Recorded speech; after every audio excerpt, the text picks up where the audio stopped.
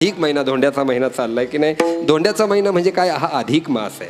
2 मिनिटात सांगून कीर्तनाचा समारोप करायचा. मलमास याला म्हणतात. 2 वर्ष 8 महिन्यानं येणारा किंवा चांद्रवर्ष आणि सौर वर्ष आपल्याकडे. आता हा पंचांगाचा भाग आहे. सौर वर्ष आहे 365 दिवसाचं, चांद्रवर्ष आहे 354 दिवसाचं. या 2 वर्षामध्ये 11 दिवसाचा फरक पडतो. मग हे 3 वर्षाचे 11 दिवस म्हणून दिवस येतात 33 दिवस. हा ताळमेळ हुकल्या जातो. मग ताळमेळ हुकला की पर्जन्यमान हुकतं, पर्जन्यमान हुकलं की सणवार हुकतात, सणवार हुकले का आपल्या धर्माचा ताळेबंद राहत नाही. मग याच्याकरता एक मास तयार केला. त्या मासाचं नाव आहे मलमास.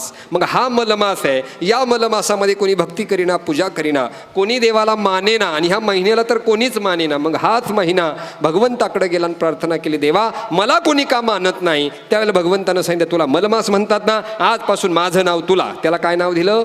पुरुषोत्तम मास. हा भगवान विष्णूला प्रिय असा महिना आहे म्हणून त्याला पुरुषोत्तम नाव दिलं. मग या पुरुषोत्तम मासामध्ये 33 अनारशा दान देतात. किती?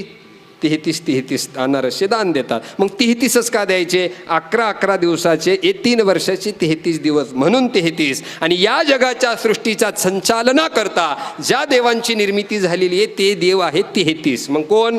12 आदित्य, 11 रुद्र, 8 वसु आणि 2 अश्विनी कुमार. बेरीज तुम्ही करून घ्या. असे 33 देवता आहे. यालाच 33 कोटी देव म्हणतात. एवढं लक्षात ठेवा.